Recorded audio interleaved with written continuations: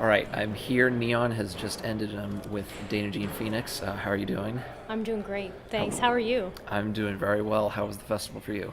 It was absolutely amazing. I can't believe just how well organized the event was and how well thought out it was. And I think everybody here has just had an incredible time. Everyone I've been speaking to has just been, yeah, floored by how awesome it is. I think this is actually the first time I've seen a keytar, so kudos to you for that. And if I read correctly, you named it Jareth. I named it Jareth, yeah, the Goblin King. That's right. What about that movie made you want to name it after David Bowie's character? I grew up on that movie. I've probably seen it over 200 times. I'm absolutely obsessed with Jim Henson and David Bowie, obviously. I grew up just obsessed with him and listening to his music. And yeah, he's just a huge inspiration to me. And that movie is just, I always come back to that movie when I need to be inspired or, just come back to those memories of being a child again. So yeah, I figured if I name it Jareth, then David Bowie is always with me. So, if I read correctly, Michael Jackson was kind of the artist that initially sparked your interest in music. Off the Wall, right? Yeah, that's right. Yeah, my parents had an LP of Off the Wall, and I used to play it and just dance in my living room and sing along. So he's been a huge inspiration to me, and definitely look to him and Prince and Madonna as well, for just their icons. Their brands are so succinct and eternal, And even though they've kind of shifted and had different phases through their careers, you know exactly that red jacket, the moonwalk, the white socks, the rhinestone glove. Like that's Michael Jackson. And so for me as an artist, I've really kind of taken that as an inspiration. What is my brand? What's my look? And so the keytar definitely is a part of that. The LED lights that I have in the stage show, that's a part of that. The light up tiara, all those things I definitely look to Michael Jackson for what are my unique items, yeah. Now, if I read correctly, you went to Humber College initially to attend the jazz program. Given the sound that you eventually chose to follow, what drew you to try your hand at jazz first?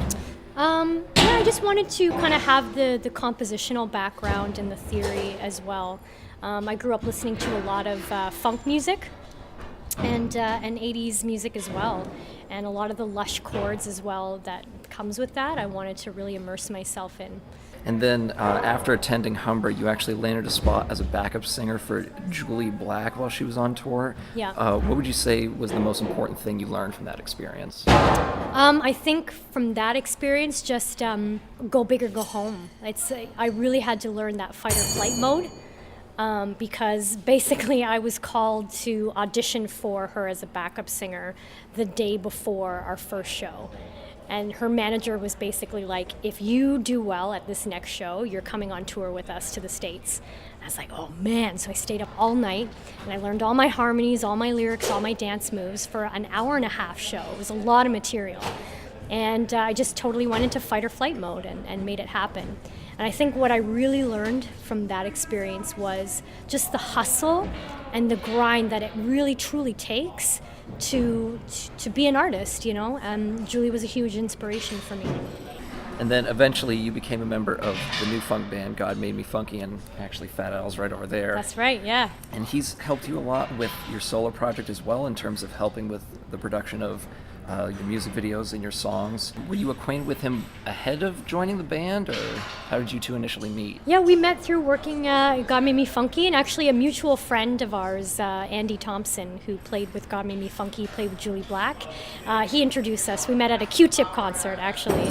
And and from there a creative relationship sparked, and we've been songwriting together, and songwriting for God Made Me Funky is really what built my confidence in writing. So from there, reached out to SoundCloud producers and tried to make music, and yeah, synthwave was a natural progression. I understand that in joining God Made Me Funky, you fell under the God Made Me Funky curse, but that's not necessarily a bad thing. Could you elaborate on that? Oh, the God Made Me Funky's curse is that the female lead singers always go on to do these amazing things. So Leah Daniels went on to have an amazing country career. Melissa O'Neill went on to be in Killjoys, and just killing it in musical theater and in TV as well. And they are really inspirational females, I think, in this scene as well. You've got Nina, you've got Parallels, you've got Mecha Maiko, you've got all these incredible female artists, Future Holotape, that are just really representing the synth scene. So throughout my whole career, I've been inspired by these amazing women, and today in the synthwave scene, they continue to just dominate and just rock it. I have to ask, in terms of God Made Me Funky gigs, has there ever been a more stressful one than the time you had to learn the Jeffersons theme in 5 minutes flat? You have done your research. Yeah, George Jefferson sadly had just passed away when we were doing a show called Canada AM, which is a very popular national morning show. And the host came into the room and they said, "Can you open with the Jefferson theme song?" And I knew it, but it's one of those things where it's like, what are the lyrics to this? So I was frantically going on YouTube and listening to the song and learning all the lyrics. And we all made it happen. The musicians learned the music on the spot. And yeah, it was great. It was a really thrilling experience. Yeah. Before your first synthwave album, Dirty Shoes, you actually came out with a couple of other solo EPs, Learning to Fight, Phoenix Rising, and Phoenix Rocks the Box Volume 1, where your sound was more on the contemporary side of pop. What made you shift away from that? I think being in theater school, I was living outside of the downtown core, so those two albums I was living in Toronto and had access to a lot of Toronto producers. But when I was in Oakville doing theater, I didn't have access to those songwriters to collaborate, and so I was trying to find ways to still create the music I wanted to create. And that's when I stumbled upon, Robots with Ray Guns, Sunglasses Kid, all these amazing synthwave producers, and I thought, yeah, let's do this.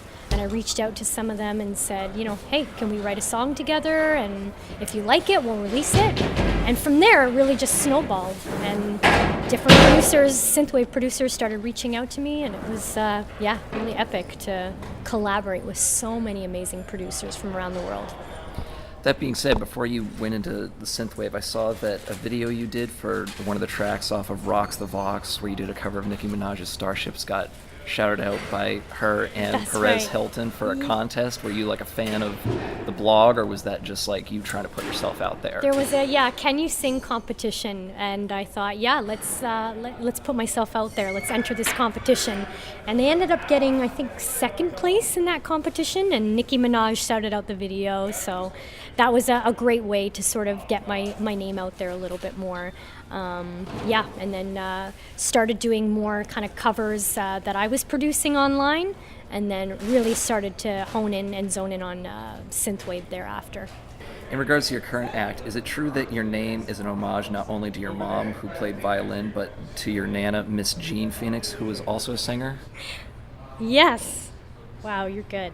Jean Phoenix was my nana, and she was known for having a beautiful voice. So yeah, definitely an homage to the Phoenix side of my family, which are the creative side as well. There's a little bit of Jean Grey Phoenix in there as well, So.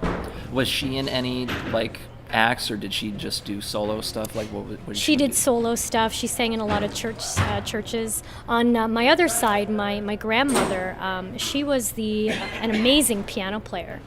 And she was the first female musician to join the union in London, Ontario. And so I definitely have that in my blood as well. I think I get my keyboard skills from my grandma as well. I think out of everyone I've interviewed so far, you've been the least shy when it comes to collaborating with others. Over the years, for every record, you seem to tap 7 to 8 other musicians to kind of help produce tracks that you've done, whether it be Robots with Ray Guns, like you mentioned earlier, Highway Superstar, Till Wild. And then this upcoming record that I'm releasing, Pixel Dust, it's coming out on September 7th. I've collaborated with another slew of amazing artists, Till Wild, Mike Guyver, Mecha Maiko has produced a track on the album, as well as Straplocked, who played here at Neon, Favorite 89 as well, Satori in Bed, Power Nerd as well. Power Nerd produced 2 tracks on the album. We did a show together in Vienna, and they're just absolutely amazing. So I'm so thrilled to have them on the record. Do you tap the shoulders of so many to get as many different viewpoints on certain ideas as possible, or is it just it's more fun to create music with others rather than just by yourself? I think both, for sure. And certainly touring in Europe definitely really solidified those relationships. I played with Power Nerd, I played with Favorite 89, and just linking with these incredible producers, played with Time Cop in Sweden, really solidified those relationships. And so I wanted to, build upon those relationships and just really dig their sound and their production. I wanted it to be a part of the album. One of your collabs in particular with Time Cop 1983, Dreams, has actually been featured quite a bit, with two of the more recent features being on movies, Coin Heist and You Get Me. And those don't really fall into the usual kind of synthwave geared sort of films. Right. Despite the kind of growth that the genre has seen over the past couple of years especially, why do you think that a lot of artists still have trouble getting their music featured in films that aren't specifically geared towards the scene? I guess a lot of the synthwave artists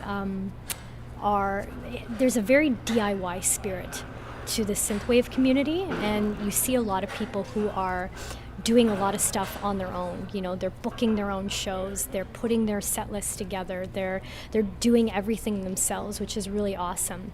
And perhaps learning about licensing and reaching out to different licensing companies that can help make that a reality. I don't know, perhaps that's something that could be expanded upon in the synthwave community to get our music out there. But I think it's great. I mean, the more people that are exposed to synthwave, all the better to expand and grow the genre. One thing that I found kind of interesting is that you're one of the few artists who's been willing to place depictions or photos of themselves on the covers of their albums without any grandiose kind of persona behind it. Why do you personally think so many in the scene tend to shy away from doing so? Oh man, I don't know. That's a really good question. I don't know. I'd have to have that conversation with other people. I think it all comes back to, as a synthwave artist, I want to create art that moves people. I want to create art that speaks to people, that connects with people. But at the same time, I have to keep in mind it's a business.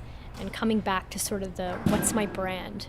What's something that's going to resonate with people? How am I going to get people to remember me? And so I think part of the artwork on the albums is trying to reach out and say, yo, here's my brand, and I don't want you to forget me, So yeah, for me, I can only speak to my experience. That's why I do it. And then lastly, you said that you've got an upcoming album called Pixel Dust. Based on the name and the cover art, would it be safe to assume that you're taking a bit more inspiration from chiptune for this round? Definitely there's some different styles on the album. I will say that there's some songs that are a little more dark. Okay. Some songs that are a little more heavy, and also songs that are really dreamy as well. And I'm doing my first guitar solo on one of my tracks, and one of the songs is completely produced by me as well. It's the first time I've had a self-produced track on an album. Really? Yeah, and it's my first synth funk track. Yeah, so I'm kind of connecting with my roots of my love for electro-funk, Jimmy Jam and Terry Lewis, more Stay in the Time, Prince, all of that sort of 80s funk that I grew up listening to. All right, I think that does it for me. Anything else you want to add? Keep supporting the synthwave community. This Neon Festival has really just shown me how important it is to support each other, and I really think that's what makes this synthwave community thrive. People are so supportive and passionate about it. So, spread the word, bring your friends to shows, and keep supporting the artists. This has been a beautiful experience. All right, thank you very much. Thank you so much for having me. Anytime.